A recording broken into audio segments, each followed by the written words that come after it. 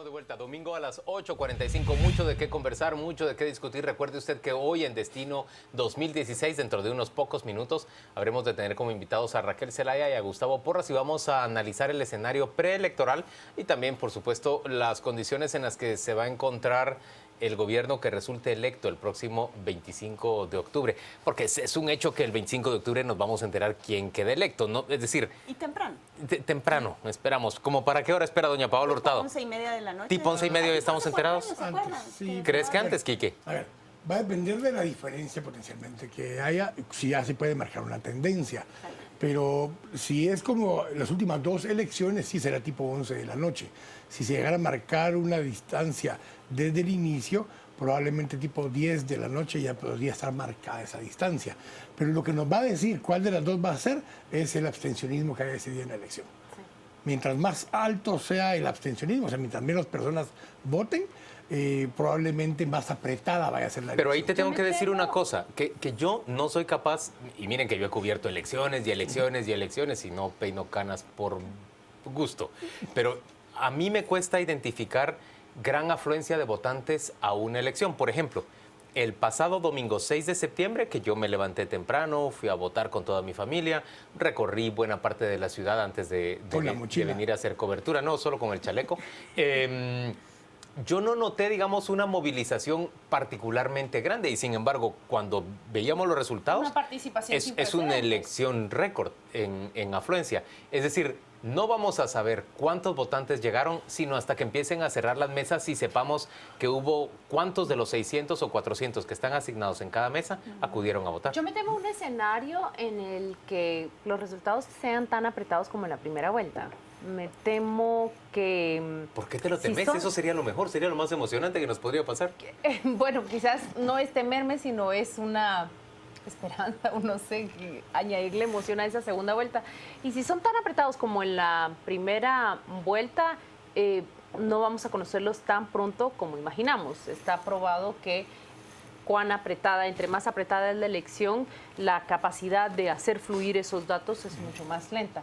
Entonces, a lo mejor tenemos un margen como el que vimos durante el 6 de septiembre y de la noche para la mañana puede cambiar cualquier número. A mí me extraña la poca cantidad de encuestas y sondeos que hemos visto desde la primera vuelta. Ustedes seguramente también les preguntan a la gente quién cree que va a ganar. Y yo a este momento no tengo ni siquiera un pronóstico, no podría apostar porque me parece tan incierto el panorama, al menos acá en la capital. Hay un grupo claramente que se inclina con uno candidato y con otro, pero también hay una masa difusa que dice, es que no me he decidido, y entre esos yo me encuentro. Yo primero no sé si voy a votar. Quique sabrá más que yo, pero las encuestas que se han conocido, Paola, hasta este momento son poquitas. Juan. Sobre todo las que desarrolla el sector privado organizado. Y la semana inmediata. Que no es una sola encuesta, sino que entiendo que es un estudio constante y permanente, tracking se les llama, pero que va configurando un estudio que le explica a uno no solo cómo va la intención de voto, sino qué segmentos sociales se están modificando. El pasado jueves que se produjo el Encuentro Nacional de Empresarios, que fue así como el gran evento previsto de la semana, el imprevisto fue el de Juan Carlos Monzón, la entrega de Juan Carlos Monzón, justamente en los pasillos del ENADE se hablaba de la encuesta de Felipe Noguera y se hablaba de una gran ventaja en esa encuesta a favor de Jimmy Morales. Pero se hablaba también de unas ciertas variaciones en términos de segmento de edad y también en segmento de educación del votante. A ver, el urbano, educado, educación superior, ¿qué preferencia tiene? En términos generales empieza a variar más y a mayor edad hacia Sandra Torres, pero la diferencia sigue siendo favorable para Jimmy Morales. En el segmento más joven entiendo que la diferencia es abrumadora. Ahora, la pregunta está, y el cuestionamiento está en cuánta gente va a salir a votar realmente. Es que ese es el dilema, porque a ver, el voto urbano, a diferencia de hace 4 años, que las estructuras de las células del Partido Patriota tenían una gran capacidad de movilizar al votante en esta área urbana y área urbana en general, todo el país, el Partido Patriota tenía como consigna que tenía que sacar a votar al 70% del empadronado urbano y que ese 70% votara en un 70% a favor del Partido Patriota. Jimmy Morales casi requiere esos mismos números para ratificar o consolidar como ganador. ¿Por qué? Porque hay 4 puntos realmente de diferencia entre él y Sandra Torres. Ahora, Sandra Torres tiene una variable distinta. Ella tiene un voto duro muy rígido, donde en 3 elecciones consecutivas ha sacado más de 30 diputados. En una ni siquiera participaron con candidato a presidente y sacaron igualmente 26% del voto. Y ese voto lo volvieron a sacar en primera vuelta. Y está basado en esos casi 800, 900 mil mujeres de área rural que se empadronaron en los últimos 2 años de gobierno. Y ese es el voto duro. Si ese voto duro se mantiene y se logra llevar a votar nuevamente, esa es una base sobre la cual ya cuenta Sandra Torres. Jimmy Morales está partiendo de nuevamente la ilusión de que la gente o lo inspire, o sea, que Jimmy Morales inspire al votante de clase media urbana, o que Sandra Torres los asuste lo suficiente para ir a votar en contra de Sandra Torres. Esa es lo que te va a pesar. Si hay suficientes personas que les asusta suficiente en la clase media urbana, Sandra Torres va a salir a votar masivamente en la clase media urbana y entonces se le facilita la victoria a Jimmy Morales. Si eso no se da, y no se da por 2 cosas. Sandra Torres ha hecho una campaña muy fuerte, no para ganarse el voto, al menos para disminuir esa sensación de temor que puedan tener en contra de Sandra Torres en el voto de clase media urbana. Y una cosa fue justamente el ENADE. Yo posteé justamente el día ese del ENADE. Las imágenes de sí, yo posteaba justamente que cuánta diferencia hace una elección.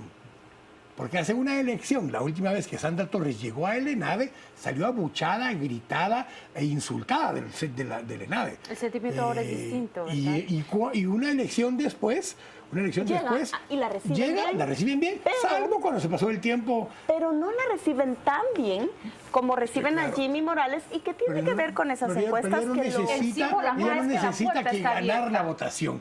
Ella necesita que no la odien tanto como la odiaban hace 4 años, para con eso lograr menguar el voto de Jimmy Morales en área urbana.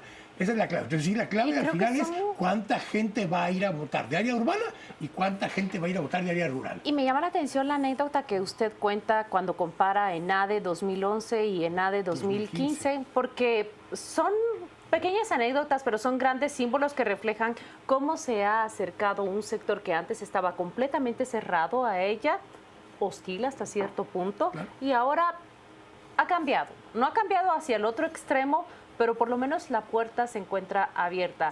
Hay un dato interesante de lo que usted comenta y que me llama a mí la atención, y creo que nosotros hemos de estudiar mucho más, comentar y traer al programa a expertos y politólogos que hagan ese análisis interesante sobre partidos como la UNE. Fíjese, tiene 3 etapas interesantes en los últimos 12 años. Tiene la primera derrota, hacer gobierno, y luego oposición.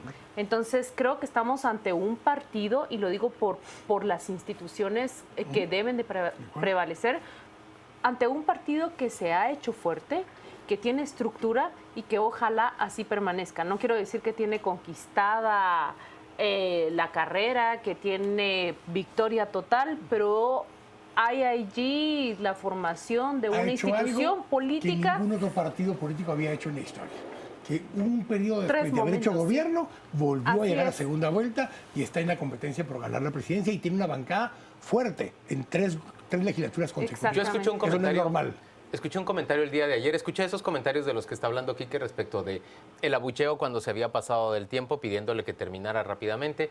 Leí las notas y vi también la expresión de Jimmy Morales respecto de que iba a abandonar el discurso que tenía preparado y que iba a hablar de una manera, digamos, más emocional o más desde el corazón. Entiendo que fue muy aplaudido Jimmy Morales, pero hay un comentario que a mí me llegó hacia el final de la tarde que me parece especialmente importante. Dice esta persona, que es alguien con mucho criterio: Jimmy Morales es sin duda un buen orador, pero su discurso pareciera vacío. Sandra Torres parece una mala oradora, pero su discurso pareciera con más contenido. Esa es la suma de lo ocurrido en el ENADE, y esa es la forma en que se presentaron ambos candidatos. Está todavía por verse realmente si Sandra Torres logra con su discurso persuadir a más votantes, pero hasta este momento, respondiendo a la pregunta inicial de Paola, A mí me parece que es Jimmy Morales quien lleva la delantera en la contienda. Y hay algo que Quique no sumó. Es esto, o sea, la espontaneidad que él representa. El rechazo a los políticos. Es el rechazo a los políticos y él representa lo que la clase política no ha... O sea, todos los vicios de la clase política él no lo representa, es alguien alejado completamente de esto. Un factor adicional que no mencionó Quique. Ella tiene un voto duro en el occidente del país, principalmente. Sí, todo el altiplano principalmente. Y se ve reflejado en la primera vuelta, cuando se eligen diputados y alcaldes.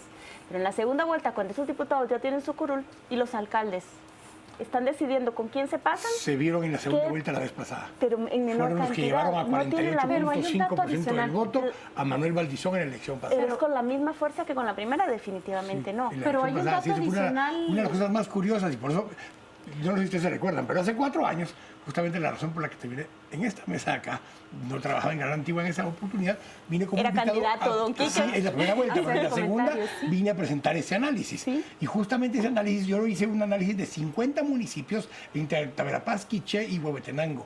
Y en los 50 municipios logré determinar cómo se había movido el voto de Sandra Torres en la primera vuelta hacia la segunda vuelta. Sus alcaldes que habían ganado, cómo esos municipios votaron en la segunda vuelta y cómo mantuvieron o incluso subieron el número de votantes que llegaron en segunda vuelta versus la primera. Una estructura muy disciplinada que logró llevar a Manuel Valdizón en esa segunda elección de 18.6% en primera vuelta a 48.5% en segunda vuelta. Y esos votos adicionales fueron los que ella logró acarrear en esa segunda vuelta, que es lo que en teoría, en principio, en esta ocasión, debiera lograr otra vez. Juan Luis, pero le hace falta añadir un elemento importantísimo para completar su análisis y que es la revisión de las votaciones del 6 de septiembre de 2015. Sucede con Sandra Torres algo que no sucede, por ejemplo, con Manuel Valdizón. El voto hacia diputado, el voto hacia alcalde prácticamente se mantiene en tendencia hacia la candidata a la presidencia, algo que no sucede siempre con Manuel Valdizón. Por ejemplo, en líder le van a votar a los alcaldes, le van a votar a los candidatos a diputados, pero al menos hay 10 municipios ejemplares en donde ese voto no se le traslada al presidente. Señores, volvamos a discutir eso después de la pausa comercial. Tenemos mucho más de qué hablar, por supuesto, muchas noticias de coyuntura. Queremos hablar de cómo se ha desarrollado, pues, tras la tragedia del Cambray, los planes del gobierno y los planes también de persecución a los presuntos responsables de este caso. Ya venimos.